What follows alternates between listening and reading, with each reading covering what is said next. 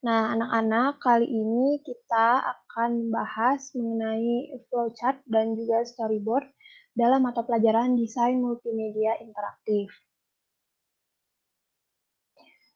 Nah, sebelum Ibu menjelaskan materi, Ibu mau bertanya nih, kalian ada yang pernah lihat nggak bagan yang seperti contoh ini?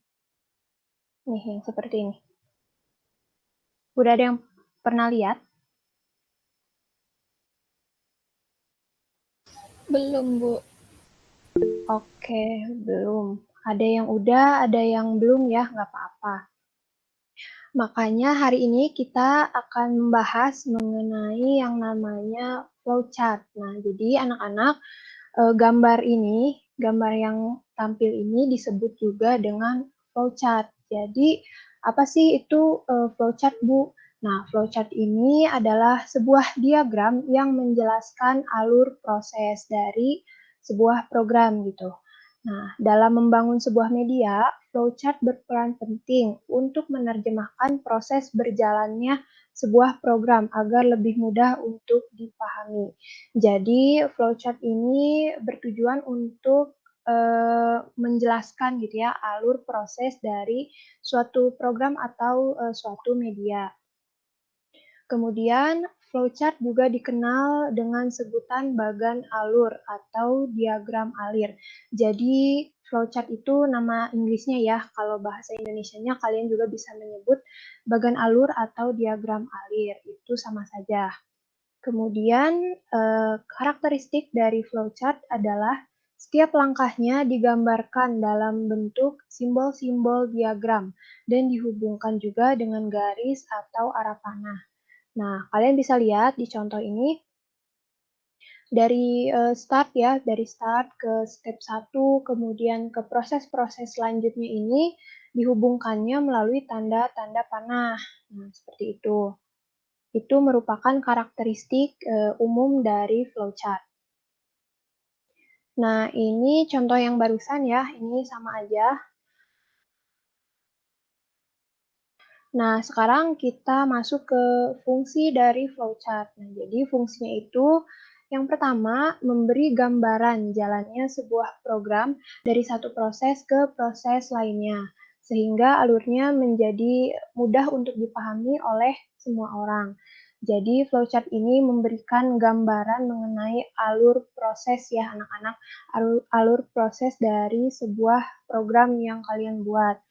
Selain itu, juga fungsi lainnya dari flowchart ini adalah untuk menyederhanakan rangkaian prosedur agar memudahkan pemahaman terhadap informasi tersebut.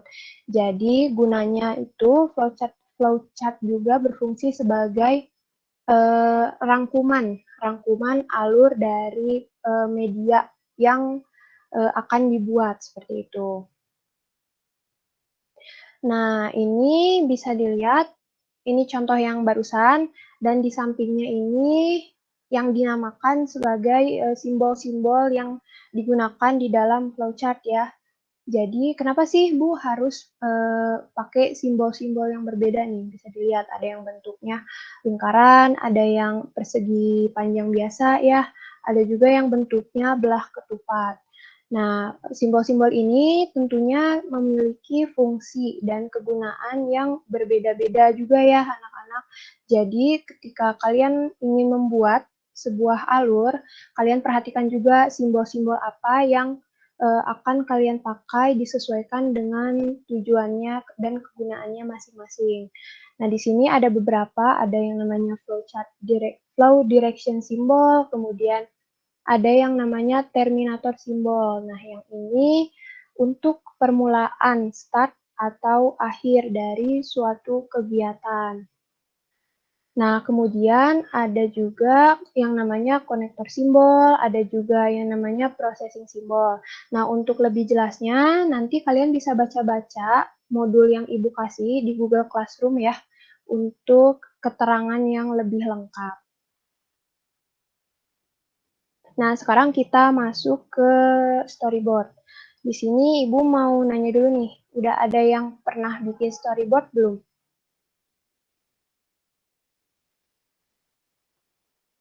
Gimana? Belum, Bu. Belum. Oke, ada yang udah, ada yang belum ya. Oke, jadi storyboard ini merupakan kumpulan dari sketsa gambar yang disusun dengan berurutan gitu, disesuaikan dengan ide atau naskah agar cerita yang akan disampaikan dapat diterima dengan mudah. Nah, mungkin kalian udah sering ya kalau ngelihat storyboard ini. Nah, di sini tapi perlu diperhatikan kalau storyboard dalam media interaktif itu sedikit berbeda nih dengan storyboard yang ada pada pembuatan film ataupun animasi. Jadi, dalam storyboard media interaktif itu lebih ditekankan pada alur fungsi dari tombol atau yang biasanya kalian kenal itu alur navigasi ya. Nah, di mana lebih ditekankan pada alur fungsi dari tombol dan halaman sehingga lebih mudah untuk dipahami. Nah, untuk storyboard ini fungsinya apa sih? Jadi, fungsinya itu ada banyak, tapi Ibu rangkum beberapa saja yang utamanya. Fungsinya itu yang pertama, untuk memberikan penjelasan tentang alur cerita berdasarkan gambaran besarnya.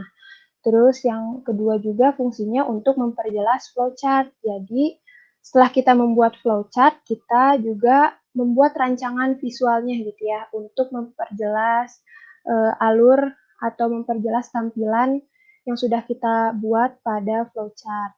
Kemudian berfungsi juga sebagai media untuk perancangan media pembelajaran dan yang terakhir, untuk memudahkan dalam membuat dan memahami sebuah alur pada pembuatan media interaktif. Nah, selain itu, manfaat dari storyboard ini yang pertama untuk memudahkan dalam membuat desain atau rancangan dalam sebuah media interaktif. Jadi, untuk sebagai tahap awal ya, membuat rancangan visualnya dulu nih untuk memudahkan kalian ke depannya dalam ketika proses inti seperti itu. Kemudian juga sebagai panduan ketika membuat media interaktif agar sesuai dengan tujuan awal, target, dan apa yang diharapkan. Nah, jadi flowchart dan storyboard itu kalian bikin sebagai tahap perencanaan. Nah, tahapan ini juga berfungsi sebagai panduan kalian sendiri ya untuk membuat media interaktif agar sesuai dengan target awal yang direncanakan. Seperti itu. Nah, di sini Ibu kasih ada beberapa contoh format dari storyboard untuk media interaktif. Kalian bisa lihat di sini ada contoh pertama. Nah, di contoh pertama ini storyboard-nya terdapat kolom untuk sketsa. Jadi di sini ya. Nah, ini untuk visualnya atau gambaran interface-nya gitu. Nah, kemudian di sampingnya ini ada untuk nomor frame atau slide, kemudian catatan tambahan yang akan kalian masukkan. Nah, di bawah dari visual ini ada audio, catatan audio di bawahnya sini.